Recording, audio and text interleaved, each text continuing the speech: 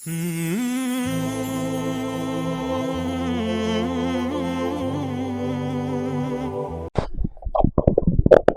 علیکم.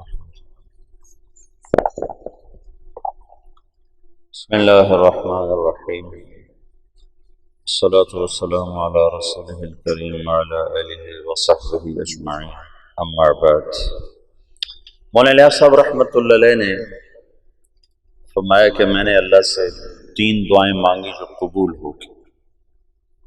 ایک یہ کہ اس کام کی انتہا ہدایت پر ہوگی، اللہ اسی کو ہدایت عامہ تامہ کے لیے ذریعہ بنائے، کسی اور چیز میں لگے بغیر، کسی اور چیز کے اضافے کے بغیر. 1993-94 میں کچھ اختلاف ہوئے بڑوں میں، اور یہ شروع سے چلی آ رہی ہے بات، کوئی نئی نہیں. صحابہ کا جو اختلاف ہے اس کی ایک حکمت یہ ہے کہ ہمیں اختلاف کرنے کا بھی طریقہ ہے کہ اختلاف کرنا کیسے ہے. جو بہت سی حکم میں سے ایک حکمت یہ ہے کہ جو صحابہ میں اختلاف ہوا اور جنگ تک نوبت پہنچی، چونکہ آئندہ امت نے آپس میں اختلاف کرنا تھا، جو فساد تک بھی پہنچنا تھا، اور ان میں اختلاف نہ ہو یہ دعا قبول بھی نہیں ہوئی تھی. تو جب میرا کسی سے اختلاف ہوتے ہوتے لڑائی تک بھی چلا جائے تو اس میں مجھے کیا کرنا چاہیے؟ مثلا جب جمل کی جنگ میں حضرت علی کو فتح ہوا تو مفتوح پر غصہ بھی ہوتا ہے اور طاقت بھی حاصل ہو چکی ہوتی ہے، تو فاتح بے دریغ خون بہاتا ہے. تو آپ نے فرمایا کہ نہ کسی بھاگنے والے کو قتل کیا جائے، نہ اس کا پیچھا کیا جائے، اور نہ مال جو چھوڑ گئے ہیں اسے لوٹا جائے، نہ اسے مال غنیمت بنایا جائے. یہ کتنا بڑا درس ہے، کتنا بڑا سبق ہے یہ. جب 132 ہجری میں بنو عباس غالب آئے تو اختلاف میں کیا ہونا چاہیے اس کا بھی عمل موجود ہونا ضروری تھا تاکہ تجاوز کرنے والوں پر حجت قائم کی جا سکے. تو یہ جو جنگیں ہیں صحابہ کی آپس میں، یہ ایک درس عظیم ہے 2 قوتوں کے آپس میں. ان طائفتان من المؤمنین اقتتلوا، خود اس میں اشارہ ہے کہ یہ ہوتا رہے گا. تو علی بن عبداللہ جو تھا ابو جعفر کا چچا، اس نے جب دمشق فتح کیا تو بنو امیہ کی جو موجودہ نسل تھی اس کا جرم تو نہیں تھا بنو ہاشم کو قتل کرنا، وہ تو ذوف کے زمانے میں پکڑے گئے. انہوں نے معافی مانگی تو اس نے ان کو معاف کر دیا. پھر ایک شاعر آیا اور اس نے آ کر امام زید بن زین العابدین کے قتل کا واقعہ اشعار میں بیان کیا، جو ہشام کے زمانے میں شہید کیے گئے، پھر ان کی لاش کو سولی پہ لٹکایا گیا. تو یہ حضرت زین العابدین کے بیٹے ہیں، ان کی والدہ سندھی تھی، سندھ کی لونڈیوں میں وہ آئی تھیں، اس سے وہ تھے. تو جو زیدی شیعہ ہیں جو یمن میں ہیں، وہ امام زید کے پیروکار ہیں، وہ صحابہ کو برا نہیں کہتے اور اہل سنت والجماعت کے قریب ترین ہیں، قریب ترین. زیادہ سے زیادہ ان پر فسق کا حکم لگتا ہے یا مبتدع بعض چیزوں. اس نے وہ واقعہ اشعار میں جو بیان کیا تو 50 نوجوان تھے بنو امیہ کے اس وقت علی بن عبداللہ کے دسترخوان پر مدعو، تو اس نے ایک دم ان کے قتل کا حکم دیا، پھر ان کی لاشوں کو جوڑ دیا، پھر اس کے اوپر دسترخوان بچھایا، پھر ان کی لاشوں پہ بیٹھ کے کھانا کھایا. اوروں کو بھی بٹھایا، خود بھی۔ نیچے ابھی کچھ مرے تھے، کچھ میں جان رمق واقعی تھی، وہ سسک رہے تھے، کراہ رہے تھے، اور وہ اوپر دسترخوان بچھا کے کھانا کھاتا رہا اپنے شرکاء کے ساتھ۔ حمص جب فتح کیا بنو عباس نے، تو ان کا جو سالار تھا جب وہ شہر میں داخل ہوا تو رات کو گھر گھر سے رونے کی آواز آ رہی تھی۔ اس نے کہا یہ کیسی آواز ہے؟ کہ جن کے افراد جنگ میں قتل ہوئے، ان کے بچے بیویاں مائیں رو رہی ہیں، کہ ان کا رونا بھی بند کیا جائے۔ تو اس نے ہر گھر میں گھس کر اس کے سپاہیوں نے عورتوں کو بھی قتل کر دیا، بچوں کو بھی قتل کر دیا، ماؤں کو بھی قتل کر دیا، بیویوں کو بھی قتل کر دیا۔ اب یہ پکڑے جائیں گے کہ ان کو معلوم تھا کہ جب آپس کا اختلاف ہو تو کہاں تک تلوار چلتی ہے۔ حجت قائم کر دی گئی۔ یہ حجت نہ ہوتی تو پھر کوئی کتنا بھی دور جا سکتا تھا۔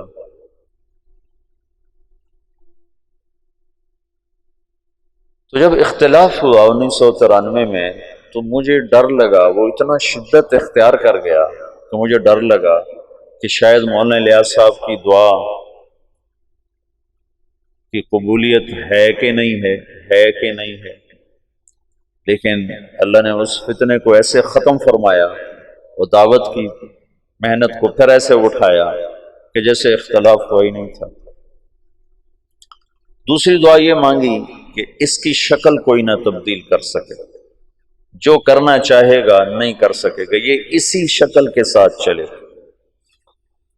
کل بات میں نے کی تھی کہ کچھ اوامر اپنی شکل کے ساتھ منسوس ہیں اور کچھ اپنی ذات کے ساتھ منسوس ہیں، شکل کے ساتھ نہیں۔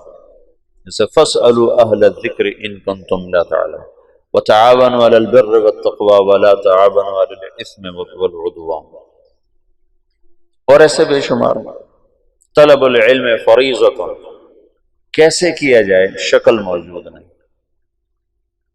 ویسے بھی جو لفظ سبیل ہے وہ الف نام کے بغیر ہے، فمن شاء اتخذ الی ربہ سبیلا، یہ قرآن میں 2 دفعات ہے۔ ان هذه تذکرہ فمن شاء اتخذ الی ربہ سبیلا، ایک دفعہ سورہ مزمل میں ہے اور ایک دفعہ غالباً مدثر میں ہے، نہیں اس میں دہر میں ہے، سورہ دہر میں ہے۔ تو سبیل کا جو لفظ ہے یعنی وہ راستہ جو اللہ تک پہنچائے، یعنی وہ جہد۔ ویسے تو نماز، روزہ، حج، زکوٰۃ یہ اعمال ظاہر ہیں جن کے ذریعے سے آدمی اللہ کو پاتا ہے۔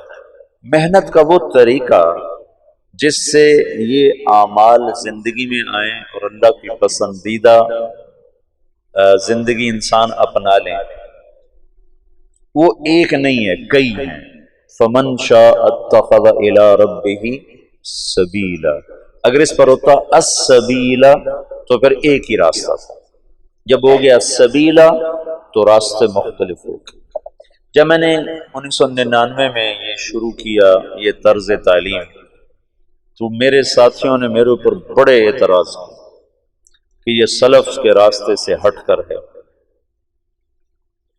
تو میں نے ان سے کہا، اللہ کے نبی نے کہا ہے من سلک طریقا یلتمس فیہ علما، تم طریق پر الف لام لگا دو تو پھر ایک ہی راستہ ہے، اور اگر شارع نے خود الف لام نہیں لگایا تو یہ اس بات کی طرف اشارہ ہے کہ علم لینے کے لیے ایک راستہ نہیں ہے، بے شمار راستہ ہے۔ ہاں یہ شرط ہے کہ وہ علم تک پہنچائے، صحیح، یہ شرط ضروری ہے، کہیں اور لے کے چلا جائے تو پھر تو ہلاکت ہے، لیکن اگر وہ علم تک پہنچا رہا ہے تو وہ طریق کے عموم میں داخل ہے۔ من سلک طریقا فمن شاء اتخذ الی ربہ سبیلا، سبیل کا جو عموم ہے اس میں ہر وہ جہد جو اللہ سے ملا دے، قواعد شرعیہ سے ٹکراؤ نہ ہو، اصول دین سے ٹکراؤ نہ ہو، تو وہ سبیل کے عموم میں داخل ہے، عموم میں داخل ہے۔ چونکہ یہاں اجتہاد چلے گا، اجتہاد و استنباط پھر نتیجے کے ساتھ مربوط ہوتا ہے کہ اگر وہ نتیجہ دے رہا ہے جس کے لیے یہ اجتہاد کیا گیا تو اس کا مطلب ہے یہ صحیح ہے۔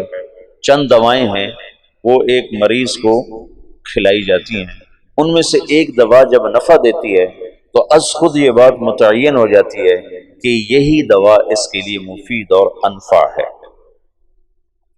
سبیل کا جو عموم ہے اس نے سارے طرق جو اللہ کی طرف پہنچاتے ہیں لَنَهْدِيَنَّهُمْ سُبُلَنَا ان کا اثبات کر دیا کہ یہ سب راستے۔ ان تمام سبل میں اللہ نے اپنے نبی سے کہا کہ ان سے کہو ایک سبیل میرا ہے، سبیل نکرہ ہے لیکن اس میں ایک سبیل میرا ہے، وہ تیرا ہونے کی وجہ سے اوروں سے خود بخود ممتاز ہو گیا۔ قل هذه سبیلی، هذه انگلی رکھو، انگلی رکھو، تل کا نہ کرو، هذه کے ساتھ اس میں اشارہ قریب کا ہے نا، هذه انگلی رکھنے سے متعین ہو گیا کہ یہ سبیلی کیا ہے، ادعو الی اللہ، میں اللہ کی طرف بلاتا ہوں۔ ہذہ کلمہ تانیث ہے، اشارہ ہے کہ تبلیغ کا کام الفت و محبت کا ہے، سختی کا نہیں، مناظرے کا نہیں، تحکم کا نہیں، تجبر کا نہیں۔ جیسے تانیث کو، انثى کو، عورت کو محبت سے لیا جائے تو وہ سب کچھ فدا کر دیتی ہے، اور تم فتوے سنا کے بیویوں کو لینا چاہو گے تو اپنا گھر توڑ بیٹھو گے۔ اگر ہم خامند بن کے دکھاؤ گے کہ ہم خامند ہیں، شریعت یوں کہتی ہے، سجدہ ہوتا تو صرف مجھے ہوتا، تو پھر تم اپنی بیویوں کو باغی بنا دو گے۔ اور اگر محبت کے راستے سے لوگے تو سب کچھ قربان۔ تو ذکر و انثیٰ اس میں برابر ہیں، لیکن مرد پھر بھی کچھ سختی برداشت کر جاتے ہیں۔ عورت کا مزاج بہت نازک ہوتا ہے، وہ ذرا بھی سختی برداشت نہیں کر سکتی۔ تو ہذہ میں اشارہ ہے کہ یہ کام الفت و محبت سے چلتا ہے، یہ ڈنڈے سے نہیں چلتا ہے۔ پھر ہذہ سبیلی میں ایک خبر کے ساتھ اظہار فخر بھی ہے کہ اگر تمہیں اپنے راستوں پر فخر ہے تو ہذہ سبیلی، میرا بھی یہ راستہ ہے، یہ میرا راستہ ہے، یہ میرا راستہ ہے۔ سمجھ لو، اس میں لہجے میں اٹھانا، جیسے بڑی گاڑی والا کہتا ہے یہ میری گاڑی ہے۔ میں ایک مثال دیا کرتا ہوں، یہ میری گاڑی ہے۔ تمہارے کئیوں کے پاس سائیکل ہیں، تم کہتے ہو یہ میرا سائیکل ہے، کہتے ہو؟ تم تو ویسے ہی تواضع میں مر جاتے ہو کہ جی سائیکل ہے، سائیکل۔ چہرے پر بھی تواضع آ جاتی ہے۔ ہذہ سبیلی، اس میں ایک اظہار فخر ہے کہ کہو میرے نبی یہ ہے میرا راستہ، ادعو الی اللہ۔ تو سبل سبیلا میں ایک سبیل اللہ کے نبی کا ہو گیا تو اپنے آپ ممتاز ہو گیا، اپنے آپ اونچا ہو گیا۔ علی بصیرت، اس راستے کی سواری کیا ہے؟ بصیرت، پیسہ نہیں، ڈگری نہیں، سند نہیں، بصیرت، شکل و صورت نہیں، بصیرت۔ بصیرت صفات کے مجموعے کا نام ہے، اس کا کوئی ایک مطلب نہیں کہا جا سکتا۔ بیگ اٹھا لو، بھائی بیگ ہے، کہتے بھائی بیگ اٹھا لو، تو خالی بیگ مراد ہے یا اس میں چیزیں بھی ہیں؟ خالی بیگ کو لے کر کیا کرو گے چلے میں؟ بھائی ایک بیگ بھی ساتھ لے لو، ہم کہتے ہیں بھائی ایک بیگ لے لو، تو بیگ سے مراد ہے کہ خالی بیگ اٹھا کے چل پڑو۔ بیگ کے لفظ میں ساری چیزیں آ گئیں خالی بیگ کہنے سے۔ بصیرت یہ 6 نمبر کا مجموعہ بصیرت، یہ 6 صفات اور جتنی صفات ایمان ہیں ان سب کے مجموعے پر بصیرت کا لفظ میرے خیال میں آنا چاہیے۔ علی بصیرت، کہ اس راہ کا جو مسافر ہے اس کی سواری پیسہ نہیں، ڈگری نہیں، اس کی سواری صفات ایمان ہے۔ پھر یا رسول اللہ آپ اکیلے ہو کر؟ نہیں، اکیلے نہیں، امت کو شریک کرنے کے لیے انا کا اضافہ ہے۔ انا جیسے ریلوے انجن آ کر ڈبوں کو پکڑتا ہے، اس میں ایک ہک لگا ہوتا ہے، وہ آ کر ایسے ڈبوں میں فٹ ہوتا ہے اور سارے ڈبوں کو کھینچ کے کراچی لے جاتا ہے۔ تو یہ انا وہ حق ہے جو ایسے آ کے پوری امت کے ڈبوں میں پھنسا ہے، وَمَنِ اتَّبَعَنِي، جو میرے اتباع ہیں، اور جو یہ کہتے ہیں ہم اتباع محمد صلی اللہ علیہ وسلم ہیں، ان کا کام بھی دعوت اللہ ہے۔ وَمَنِ اتَّبَعَنِي، اکیلا نہیں ہوں، میرے ساتھ میری امت شریک۔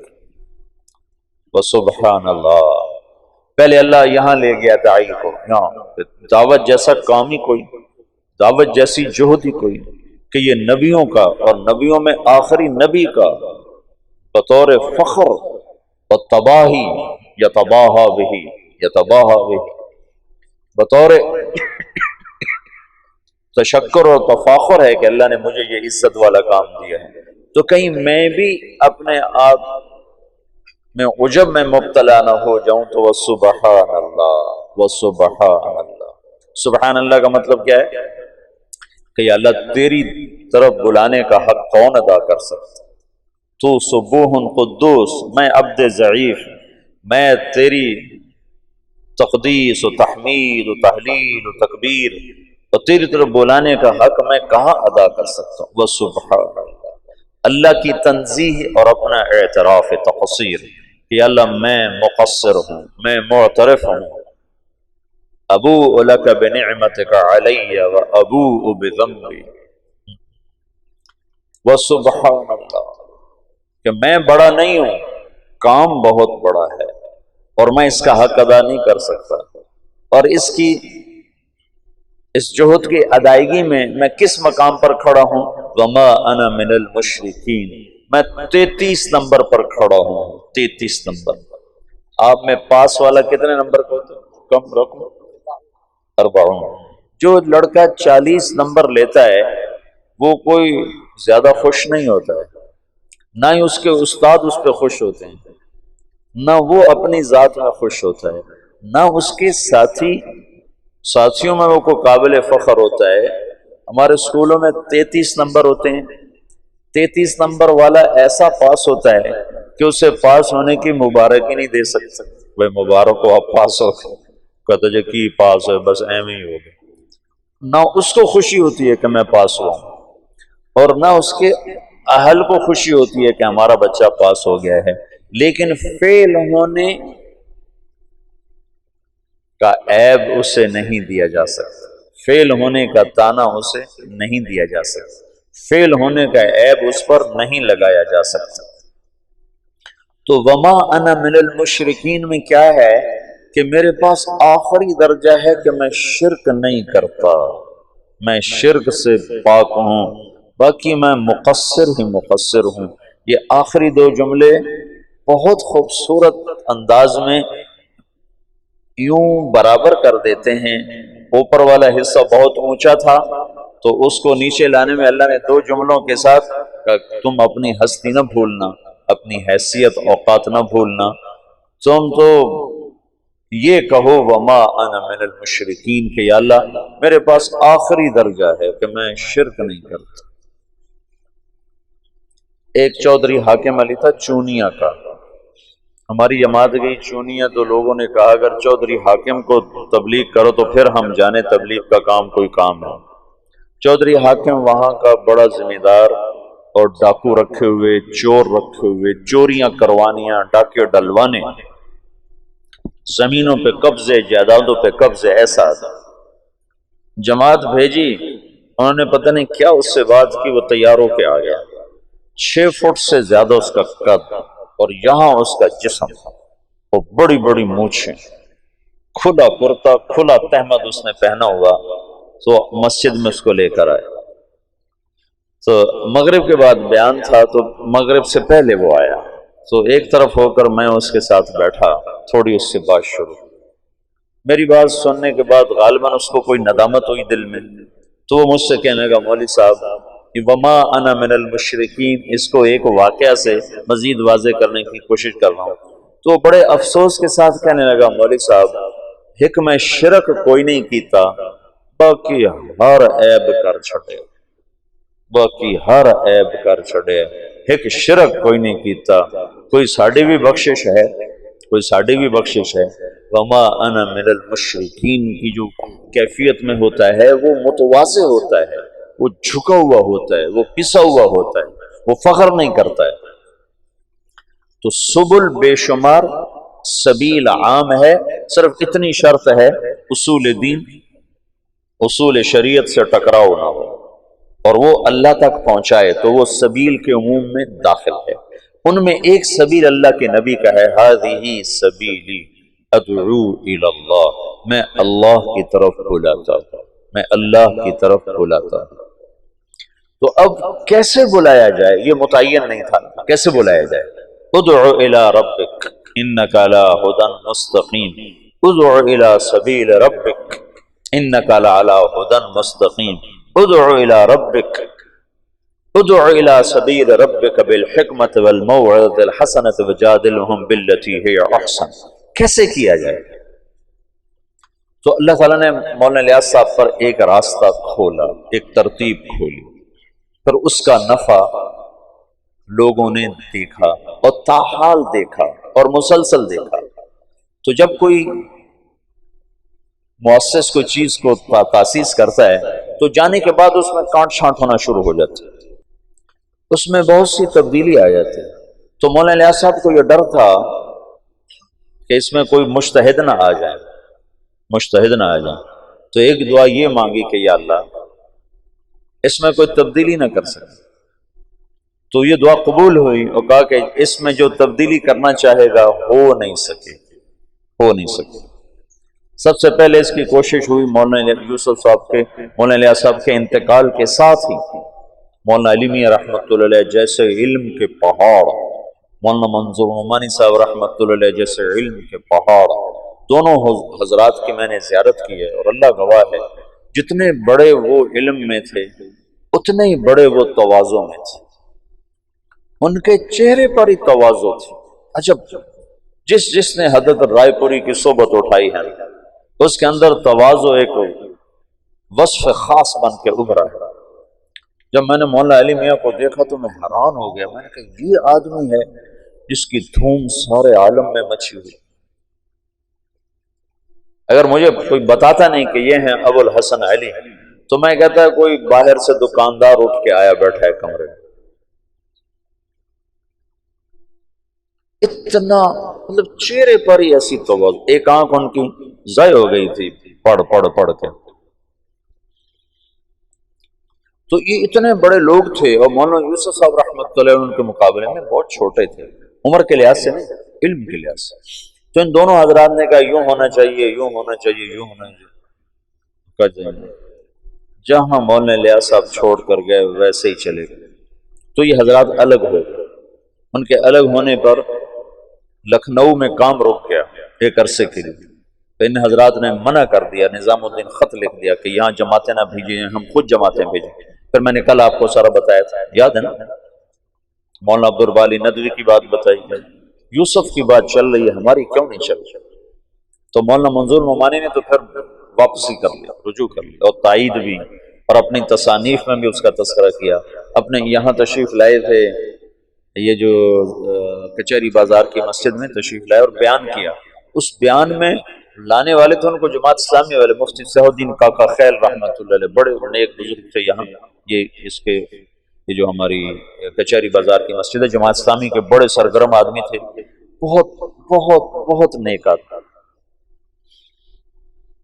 وہ لائے تھے تو انہوں نے سارا بیان تبلیغ پہ کیا، سارا بیان. کہ بھائی میں نے تو نماز بھی تبلیغی جماعت سے سیکھی. میں آج تک بھول نہیں سکتا کہ منظور نعمانی کہہ رہا ہے بھائی میں نے تو نماز بھی تبلیغ والوں سے سیکھی. میں التحیات للہ والصلوات والطیبات السلام علیک ایھا النبی ورحمۃ اللہ وبرکاتہ پڑھا کرتا تھا. تو ہمارا مذاکرہ ہو رہا تھا نماز کا، تو ایک ان پڑھ میواتی بیٹھا ہوا تھا، اس نے سنا تو اس نے مجھے کہا مولوی صاحب یوں نہیں پڑھتے، یوں پڑھتے ہیں التحیات للہ والصلوات والطیبات السلام علیک ایھا النبی ورحمۃ اللہ وبرکاتہ۔ مولوی صاحب ناراض نہ ہونا، یہ الف نہیں پڑھا جاتا جب اس کو اکٹھا پڑھتے ہیں، ہاں جب یہاں ٹھہر جاؤ تو پھر السلام علیکہ پڑھتے ہیں، لیکن اگر اکٹھا پڑھیں تو الف نہیں پڑھا جاتا۔ کہا بھائی میں نے تو نماز بھی تبلیغ والوں سے سیکھی۔ کہہ سکتے ہو تم تو بھی مولوی بھی نہیں، ویسے علامہ تو تم بنے ہوئے ہو، ہم علماء ہیں، ہم علماء ہیں۔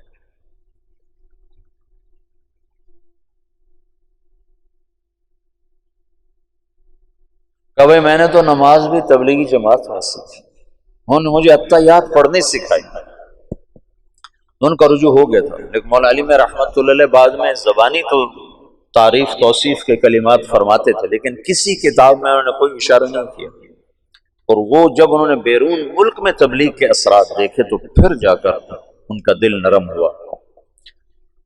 تو اچھا وہ تو خارجی حیثیت تھی۔ 1996 97 98 میں تبلیغ کے روح رواں لوگوں نے تبلیغ کے نظام کو بدلنے کی کوشش کی۔ روح رواں جن پر تبلیغ گھوم رہی تھی، جو وہ اور تبلیغ ایک ذات بن جائیں، ان لوگوں نے اس کو بدلنے کی کوشش کی اور سارا زور لگا دیا۔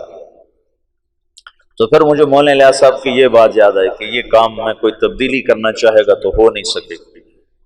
تو میں نے کہا اب تو ہو رہی ہے، اب تو امیر کارواں خود کر رہا ہے، اب کیسے نہیں ہوگی؟ اوہو، لیکن جیسے سپرنگ ہوتا ہے نا، اس کو جتنا کھینچو جب چھوڑو تو پھر واپس اپنی جگہ پہ چلا جاتا۔ تو کو 5-6 سال 96 97 98 99 2000 5 برس مسلسل پورا زور لگا کہ اس میں کچھ تبدیلی کی جائے، اجتہاد کیا جائے، یہ ٹھیک نہیں، یہ ٹھیک نہیں، یہ کیوں جائے، یہ کیا جائے، یہ کیا جائے، اور کرنے والے اعلیٰ سطح کے لوگ۔ تو وہ اس بندے الیاس کی دعا قبول تھی، اس کو اللہ نے اسی نہج پر رکھا کہ وہی گشت ہے، وہی تعلیم ہے، وہی بیان ہے۔ اور تیسرا یہ فرمایا، وجہ اس کی یہ ہے کہ جب تک اللہ تعالی کی طرف سے نفع کی شکلیں قائم ہوتی رہتی ہیں تو انہیں کو بڑھایا جاتا ہے۔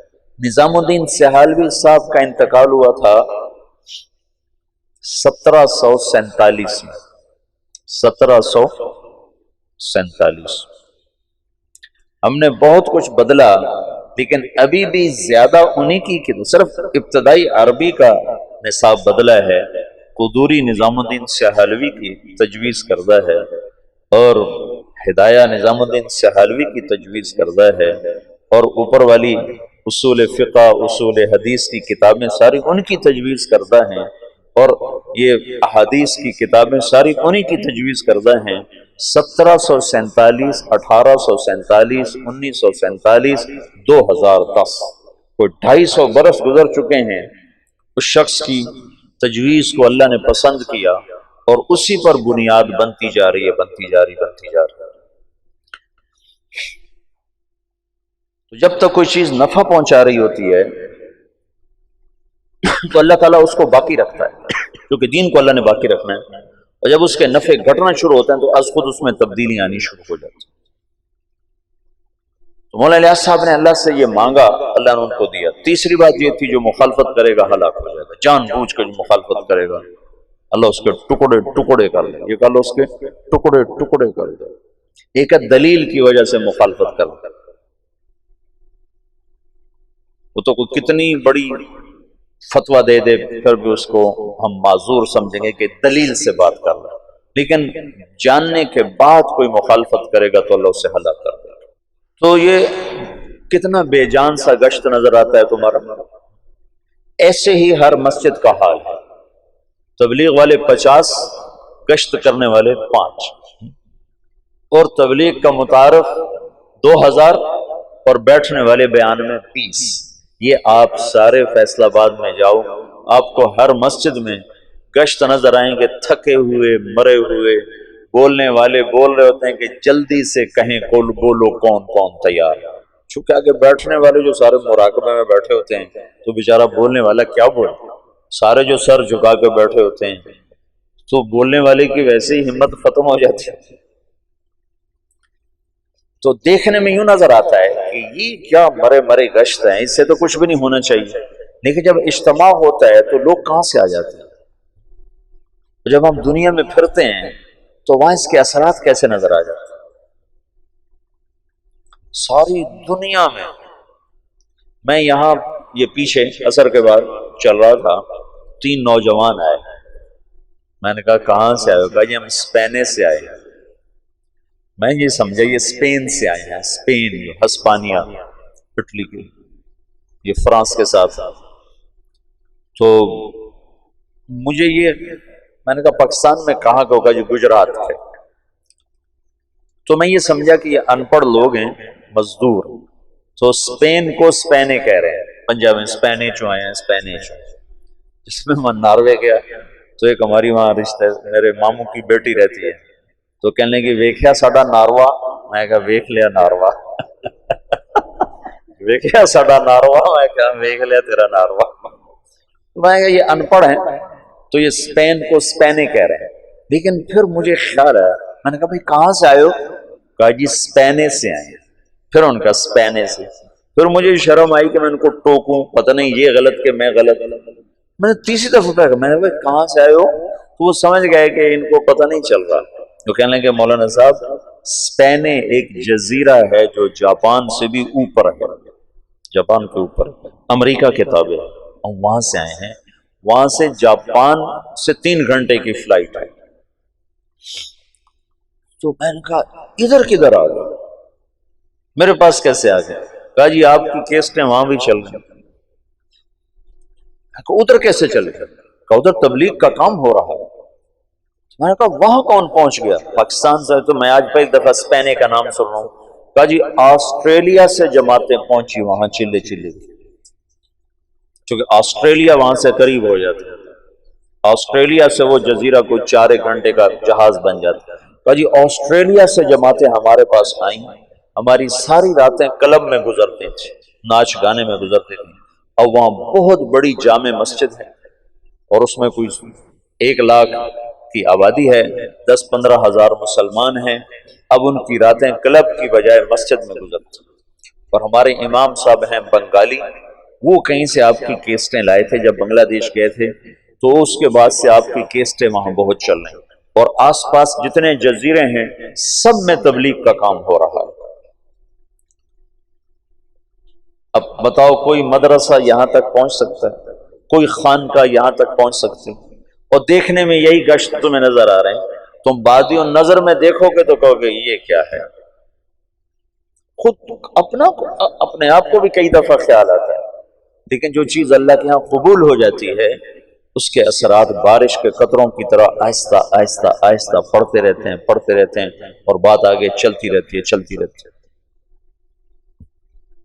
تو سارے عالم کے انسانوں تک اللہ تعالیٰ نے اپنے پیغام کو پہنچانے کی ایک شکل قائم فرما دی۔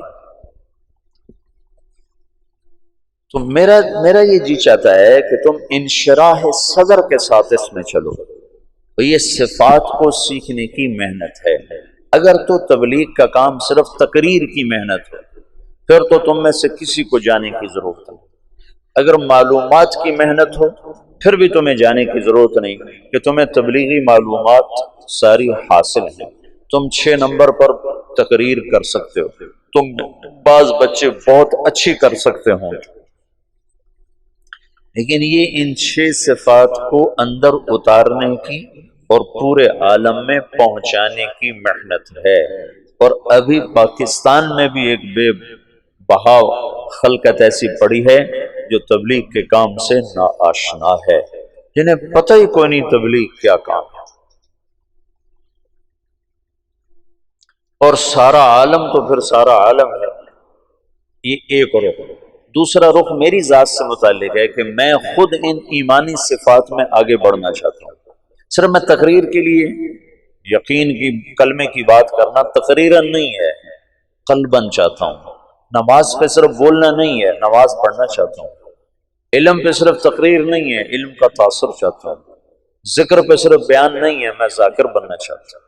اخلاق پہ صرف گفتگو نہیں ہے، میں اخلاق والا بننا چاہتا ہوں۔ اخلاص کے صرف نقطے بیان کرنا نہیں ہے، میں مخلص بننا چاہتا ہوں۔ تبلیغ کی صرف قرآن و حدیث سے دلیل دینا نہیں ہے، میں تبلیغ والا بننا چاہتا ہوں۔ مولانا الیاس صاحب فرماتے تھے میں اس کام سے دو باتیں چاہتا ہوں، ایک اندر ایک باہر۔ اندر یہ چاہتا ہوں کہ اللہ پر مر مٹنے کے سوا ہر جذبہ ختم ہو جائے، اور باہر یہ چاہتا ہوں کہ اللہ کے نام کو لے کر دنیا کے آخری کنارے تک پہنچنے کی شکلیں قائم کی جائیں۔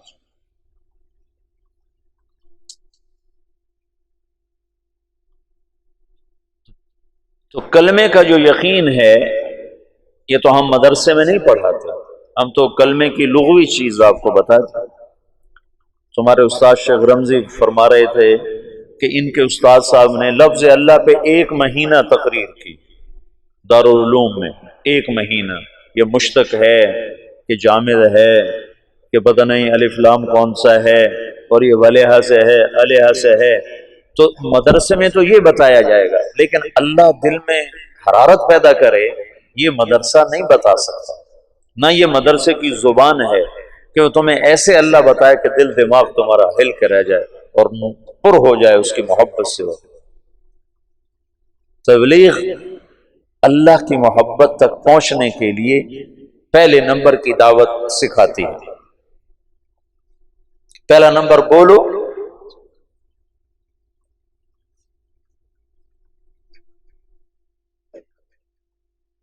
بولنے میں تم انتظار کرو کہ میرا بیان رکھا جائے، اور میں تمہیں بار بار کہہ رہا ہوں بیان کے شوقین نہ بننا ورنہ مجھے بدنام کرو گے۔ میں پہلے بدنام ہوں تبلیغ میں، تم اور نہ مجھے بدنام کرنا کہ تم بیان کے لیے آگے آگے ہو جاؤ کہ میرا بیان رکھو، میرا بیان، پیچھے پیچھے رہو، پیچھے پیچھے رہو۔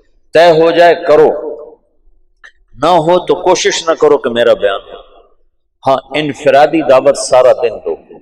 یہ ابھی آخری سال کے بچوں کو میں بتا رہا ہوں کہ جب میری شادی ہوئی تو اس کے بعد رائمنڈ جانا مجھے لگے جیسے میں تھانے پہنچ گیا، دل ہی نہ لگے، اتنی وحشت ہو۔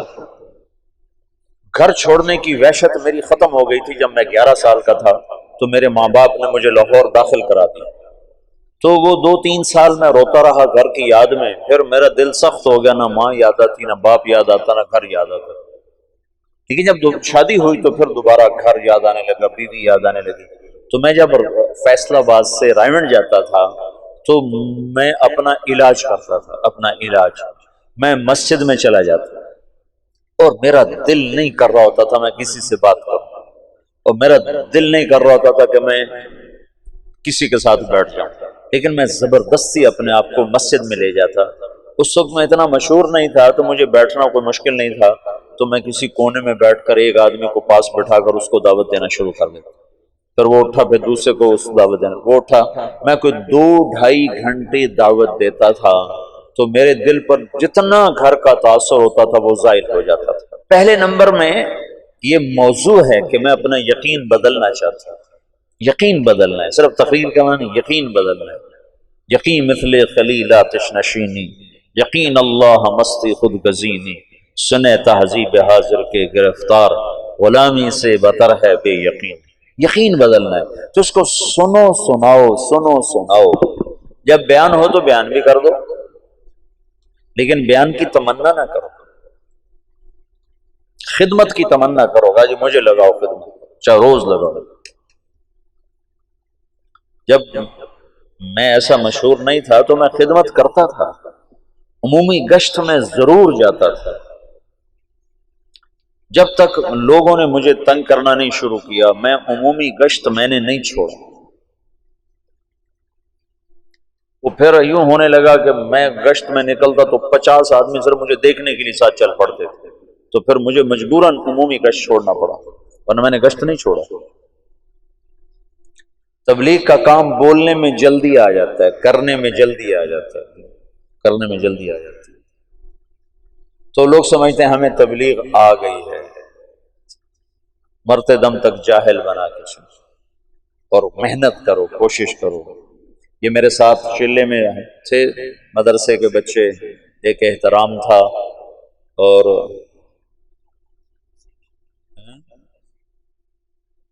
ایک اور کون تھا، نہیں میرے چلے جب میں نے چلے لگا، کچھ تلمبے کے تھے، تلمبا جو مدرسہ ہے اس کے تھے، تو ہم گئے پاک پتن میں آج تک کبھی کوئی نقد آدمی لے کر نہیں آیا، اور ہم وہاں سے 70 آدمی چلے کے لے کر آئے، تو سارے رائمنڈ والے حیران پریشان ہو گئے، انہیں خیال ہے کہ شاید یہ جھوٹ بول کہ اتنا مبالغہ کر رہا کہ نقد سال والے اور نقد چلے والے، 3 چلے والے۔ تو یہ سارے نوجوان، وہ 2 لڑکے تلمبا کے تھے، ایک یہ احترام تھا یہاں کا، یہ رات 2 بجے تک گشتیں کرتے رہتے تھے، اور کبھی ایسا بھی ہوا کہ عشاء کے بعد گئے اور فجر کی نماز پہ واپس آئے۔ بیانوں سے نہیں، لوگ 70 تیار ہوئے چلنے کے لیے، یہ گشتوں سے تیار ہو۔ تو بڑی خوشی ہوئی کہ ایسی جان مارنے والے موجود ہیں جن کی محنت سے، تمہاری محنت سے ایک آدمی بھی ہدایت پہ آ جاتا ہے تمہارے لیے کافی۔